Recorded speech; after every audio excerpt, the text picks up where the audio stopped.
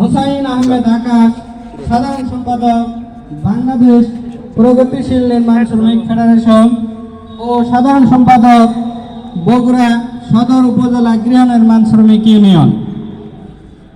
অত্র সমিতি প্রধান নির্বাচন কমিশনার জনাব হোসাইন আহমেদ আকাশ।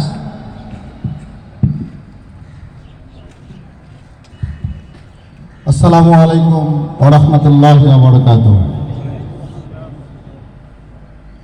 কালাই উপজেলা গৃহ নির্মাণ শ্রমিক ইউনিয়ন রেজিস্ট্রেশন নাম্বার রাজ 2967 কর্তৃক আয়োজিত অধ্যকার সভার সম্মানিত সভাপতি, প্রধান অতিথি, বিশেষ অতিথি সহ আমার সামনে বসা সহযোদ্ধাগণ, প্রিয় শ্রমিকগণ, সকলকে জানাই নির্বাচনী পরিচালনা কমিটির পক্ষ থেকে সংগ্রামী শুভেচ্ছা ও আন্তরিক অভিনন্দন। সংগ্রামী সাথী ও বন্ধুগণ, প্রথমেই শুকরিয়া আদায় করছি মহান রবের, যিনি যথাসময়ে আমাদের সকলকে এই অনুষ্ঠানে উপস্থিত হওয়ার জন্য তৌফিক দান করেছেন। সকলেই বলি আলহামদুলিল্লাহ। সংগ্রামী সাথী ও বন্ধুগণ, গত 23/10/2024 তারিখে অত্র সংগঠনের সাধারণ সভার সিদ্ধান্ত অনুযায়ী আমাদের উপরে যে দায়িত্ব আপনারা অর্পণ করেছিলেন, আমরা চেষ্টা করেছি প্রাপ্ত দায়িত্ব সঠিকভাবে পালন করার। তারই ধারাবাহিকতায় এই সংগঠনে আপনাদের সকলের সহযোগিতায় একটি অবাধ, নিরপেক্ষ ও সুষ্ঠু নির্বাচন আমরা উপহার দিতে পেরেছি আলহামদুলিল্লাহ।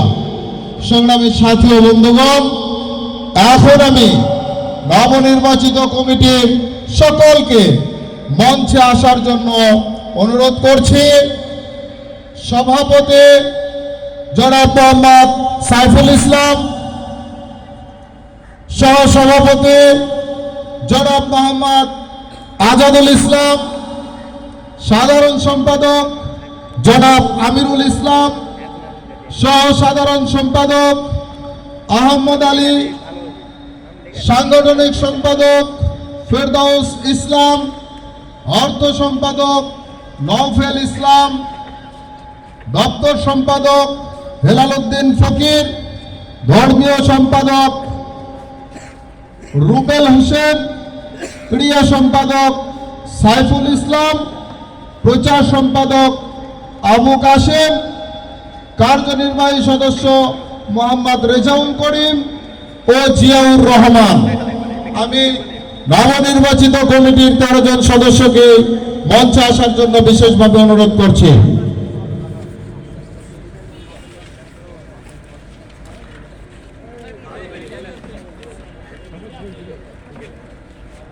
আপনারা সবাই কি প্রস্তুত? লাইভ হাউস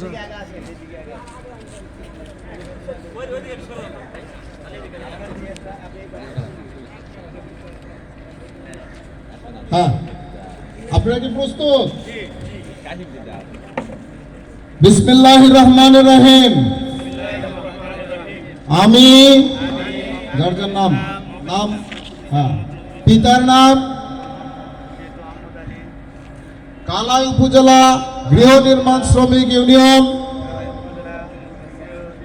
রেজিস্ট্রেশন নাম্বার রাজ 2967 এর যার যার পদের নাম বলেন।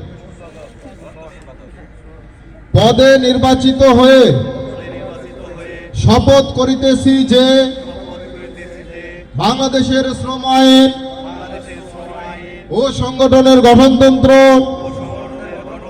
এর আনুগত্য ও আদেশ পালনকে সব কিছুর উপর অগ্রাধিকার দিব ও সার্বিক গুরুত্ব মনে করিব।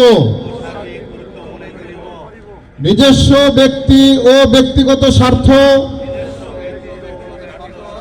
সুবিধা অপেক্ষা সংগঠনের স্বার্থ উহার দায়িত্ব সমূহকে অগ্রাধিকার প্রদান করিব। কার্যকরী কমিটি ও সংগঠন বা শ্রমিকদের স্বার্থে জরুরি সভা সমূহ হইতে সরিয়ে ওজোর ছাড়া কখনো অনুপস্থিত থাকিব না। সকল বিষয়ে নিজের এল ও বিবেক অনুযায়ী নিজের প্রকৃত মত স্পষ্ট ভাষায় ব্যক্ত করিব এবং এ ব্যাপারে কোনো প্রকার দুর্বলতা প্রদর্শন করিব না। সংগঠন ও উহার কাজে যেখানে দোষ ত্রুটি লক্ষ্য করিব তাহা দূর করিবার চেষ্টা করিব। সংগঠনের সিদ্ধান্ত সমূহ সঠিকভাবে বাস্তবায়নের চেষ্টা করিব। আল্লাহ আমাকে এই ওয়াদা পালনের তৌফিক দান করুন, আমিন। সংগ্রামী সাথী ও বন্ধুগণ, আমি নবনির্বাচিত কমিটির উদ্দেশ্যে কিছু কথা বলতে চাই।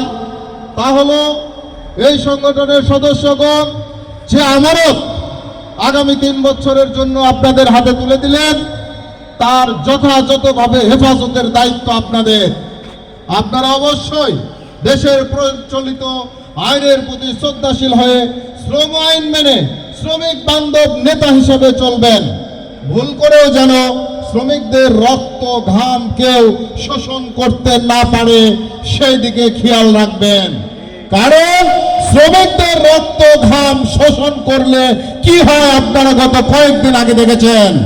শ্রমিকদের রক্ত ঘাম শোষণ করা প্রমাণাদি নষ্ট করার জন্য বাংলাদেশের শ্রম ভবনে এবং বাংলাদেশের সচিবালয়ের শ্রম মন্ত্রণালয়ে আগুন লাগানো হয়েছে শুধুমাত্র শ্রমিকদের রক্ত এবং ঘাম শোষণ করা প্রমাণ নস্যাৎ করার জন্য।